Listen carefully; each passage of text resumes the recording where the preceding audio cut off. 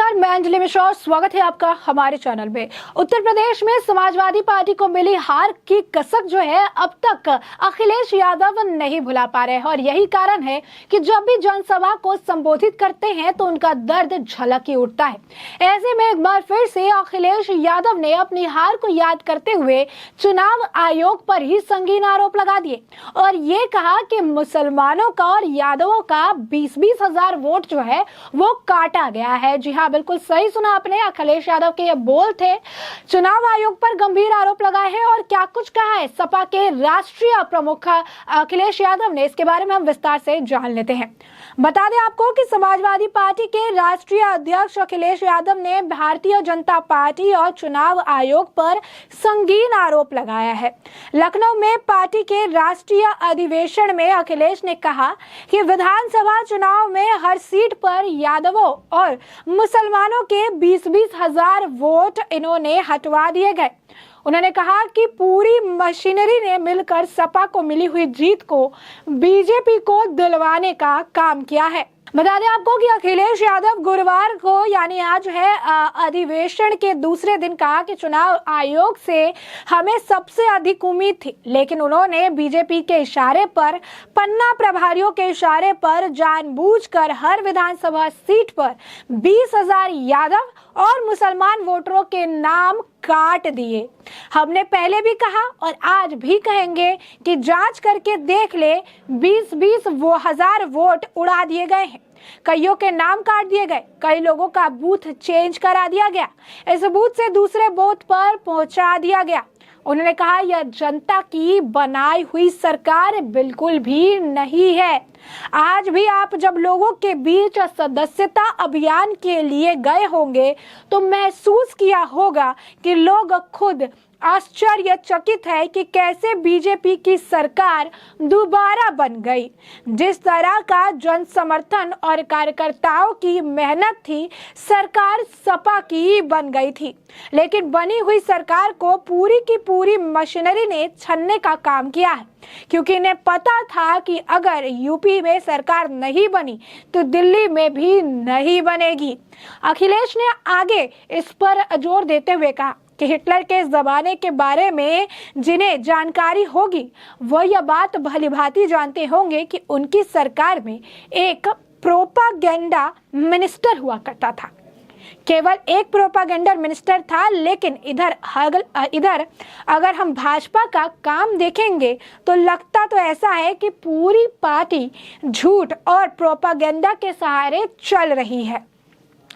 अखिलेश यादव ने यह भी कहा कि आज हम मां दुर्गा से यही मांग करेंगे कि जो सत्ता में लोग हैं वो सच बोलने लगे, और याद रखना जिस दिन ये सच बोलेंगे ये राजनीति के धरातल पर पहुंच जाएंगे। इन्हें कोई पूछने वाला नहीं मिलेगा। जब से नोटबंदी हुई है, बताओ कितना काला धन वापस आ गया, कितना भ्रष्टाचार खत्म हो गया है। तो आपको बता दें कि ये पहली बार नहीं है जब अखिलेश यादव का दर्द इस कदर झलक रहा है। इससे पहले भी कई बार अखिलेश यादव इसी तरीके की बयानबाजी करते नजर आए। कभी चुनाव आयोग को दोष ठहराया, कभी बीजेपी को दोष ठहराया, कभी जो है बीएसपी को बीजेपी की बी पार्टी, सी पार्टी, डी पार्टी कहा, कभी कांग्रेस पर दोष ठहराया। तो जब से जो हार मिली है जो है अखिलेश यादव को, तब से अखिलेश यादव को ये जो कसक है ये कहीं ना कहीं हर जनसभा को संबोधित करते हुए सामने आती रहती है। ये कहते हैं कि बीजेपी झूठ की पार्टी है, प्रोपागेंडा की पार्टी है। देखने वाली बात ये है कि जिन लोगों ने चुनाव से ठीक पहले अखिलेश यादव के पार्टी को छोड़ा, उन सभी लोगों का कहना था कि ये महल की राजनीति करते हैं, जमीन पर उतरते नहीं, जमीन पर लोगों से बात नहीं करते, जमीन पर जनता के दुखों और सुखों को नहीं जानते हैं, महल में रह के एसी में बैठकर जनता के जो चीजें हैं उसे समझने की कोशिश करते हैं। और इस महल की राजनीति से कई लोगों ने अपने आप को अलग कर लिया था। तो अखिलेश यादव की हार के पीछे कई सारी कमियां बताई गई थी। अखिलेश यादव के हार के पीछे सपा के कई सारे नेता थे जिनके क्रिमिनल बैकग्राउंड थे। आजम खान कहिए, उनके बेटा के नाम जो है वो कहिए, तो और भी सपा के कई सारे और नेता थे जिन्होंने काफी भड़काऊ बयान दिए थे। कोई बीजेपी पर नमक डाल के जमीन में गाड़ने की बात कहता था, कोई कहता था कि हम दिखा देंगे, कोई कहता था लड़ाई 80 बनाम 20 की है, कोई कुछ कहता था। जिनके चुनाव से पहले सोशल मीडिया पर वीडियो काफी ज्यादा वायरल हुए थे और लोगों को ये समझ आया कि समाजवादी पार्टी में ज्यादातर क्योंकि जो प्रत्याशी है, जो उम्मीदवार है, उनके क्रिमिनल बैकग्राउंड है। क्योंकि चुनाव आयोग ने कहा था कि जो भी आपके कैंडिडेट है उनके बारे में, उनके बैकग्राउंड के बारे में वोटर को जानकारी होनी चाहिए और इसे आप अपने ऑफिशियल ट्विटर हैंडल पर साझा करेंगे। और जब साझा की गई तो लिस्ट मानो खत्म ही नहीं हो रही थी। एक एक सपा के उम्मीदवार पर 40-45 से ज्यादा FIR दर्ज थे, 40 से 45 से ज्यादा आपको बता दें केस चल रहे थे, 80 से ज्यादा केस वाले भी लोग शामिल थे, जिससे लोगों को यह समझ आ गया कि ज्यादातर जो अखिलेश यादव के पार्टी के लोग हैं, कार्यकर्ता है या फिर जो उम्मीदवार है, वो सभी भी कहीं ना कहीं जो है क्रिमिनल बैकग्राउंड से बिलोंग करते हैं। जो क्रिमिनल बैकग्राउंड से खुद बिलोंग कर रहे हैं वो देश में या फिर उत्तर प्रदेश में कानून कैसे लागू करेंगे, कानून व्यवस्था को कैसे ठीक करेंगे। अगर कानून तोड़ने वालों को सत्ता में बिठाएंगे तो कानून जोड़कर रखने का काम किस तरह किया जाएगा। और यही कारण था कि जनता ने समाजवादी पार्टी को सिरे से नकार दिया और समाजवादी पार्टी को मुंह की खानी पड़ी।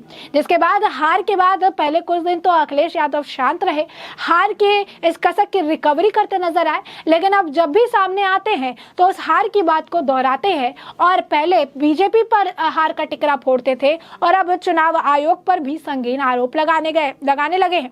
समाजवादी पार्टी के राष्ट्रीय अध्यक्ष अखिलेश यादव ने अब भारतीय जनता पार्टी और चुनाव आयोग पर संगीन आरोप लगाया है।